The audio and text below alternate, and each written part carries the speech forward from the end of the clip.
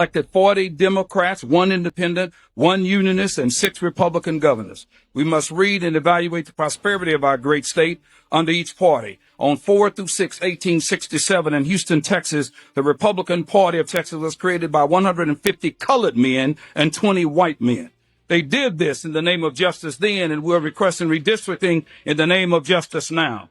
I echo their clarion call to have Republican leadership in the great state of Texas. As a black American, Afghanistan veteran, a retired department head of the U.S. Department of Justice, I strongly support the Republican redistricting. I do not want, nor does the great state of Texas or this magnificent nation deserve to continue.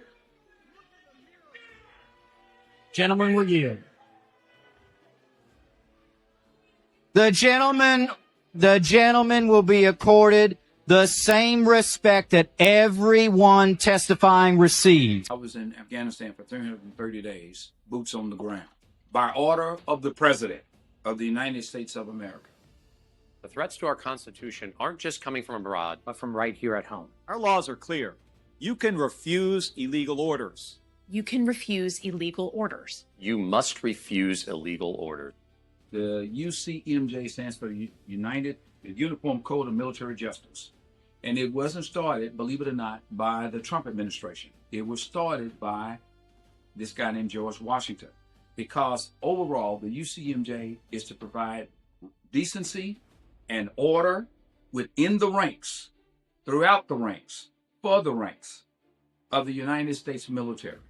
If 6 generals put out a video today about something Trump did yesterday, just say he sent troops to fill in the blank city to help ICE, and these 6 generals happen to put a video out the next day saying, hey, you don't have to follow illegal orders by the president, they'd be subject to justice under the UCMJ. So are you saying, but hold on, are you saying that these senators, by simply reiterating what is in the oath for military officers, are subject now to court-martial? Is that really what you're arguing? So, do solemnly swear or affirm that I will support and defend the Constitution of the United States against all enemies, foreign and domestic, that I will bear true faith and allegiance to the same, that I take this obligation freely without any mental reservation or purpose. Do you believe President Trump has issued any illegal orders? To my knowledge, I am not aware of things that are illegal, but certainly there are some legal gymnastics that are going on with these Caribbean strikes and everything related to Venezuela. We had American troops going in.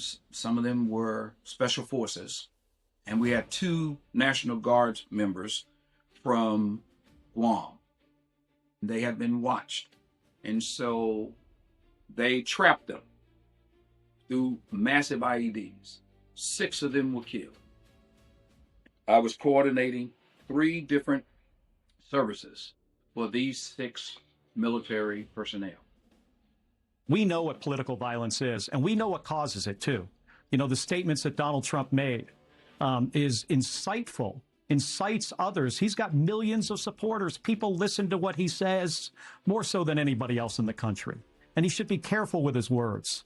But I'm not going to be silenced here. Is it stressful? I've been stressed by, things more important than Donald Trump trying to intimidate me into shutting my mouth and not doing my job.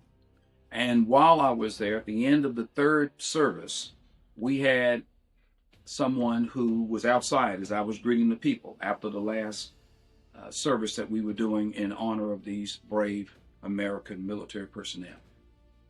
And there was a guy walking in circles. And I approached him and I told him who I was. And I asked him, could I put my hand on his shoulder? And I did. And he immediately kept repeating, it should have been me. It should have been me. And I asked him, what was he referencing?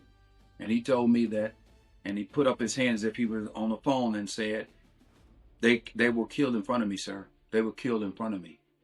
4 of those people he knew personally, that were his friends. They blew up while he was talking to them. This is what I'm saying. Should they have not obeyed the order? Did they know they were going to be killed that day? Should they say it's a bad day? What would have happened? But we had to help him and people who knew these 6 members and we had to prepare their remains to go home, to come home.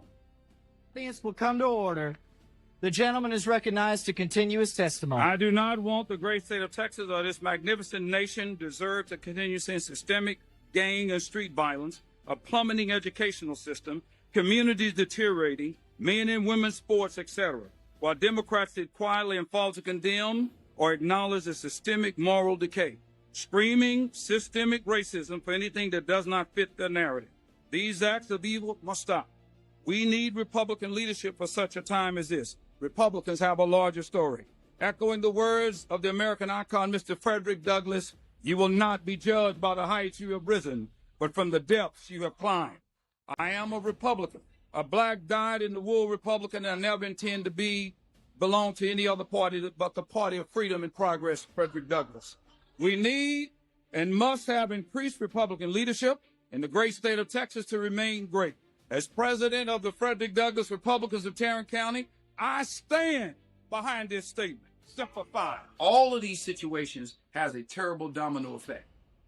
These Democrats, senators, and so forth, elected officials could create in a military situation, which is not good. And how can I explain to that family whom I've had to come face to face with and say, your son or daughter, grandson, husband, brother, etc., was killed because this Marine, following their advice, disobeyed a direct order because he felt it was unlawful. Those in uniform, hear me. Follow, obey the orders given to you. Do not disobey them. Do not disobey them. This is not political. This is why we swore our right hand. This backpack that I can barely pick up now, but I used to could pick it up with no problem. That's the backpack I took to Afghanistan. And I didn't say, it's an unlawful order for me to go to Afghanistan.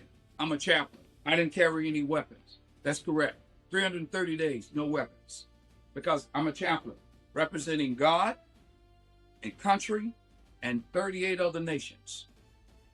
That's what this is about. To create opportunity for us to serve in capacities that are not always comfortable. But that's why we are leaders. That's why we're in the military. Don't let other people divide us. We cannot afford, in military personnel, any of us, any of you, now and future, to say, I'm not going to obey an order because this person is someone that this senator or someone said I don't like, or is issuing these allegations without any proof. We cannot afford that. This is not an experiment. This is not a pilot program. This is the United States military. You function under the United States Code of Military Justice. But bear in mind, civilian and military alike, only 1.8% of us have ever served in this country. We protect the 98.2. Remember that. And we must understand that in the U.S. military, unlike what some people in this country are trying to do, we cannot say, I'm not going to take orders because this person is black or white or male or female or Hispanic or Jewish or Muslim. They are officers. They are senior enlisted of the United States military. And most of my time was with the United States Marine Corps. This will not, cannot, and shall ever, never, ever be anything differently. We cannot afford it. That is not who we are. We are Americans. We are members of the United States military, and we are proud of it.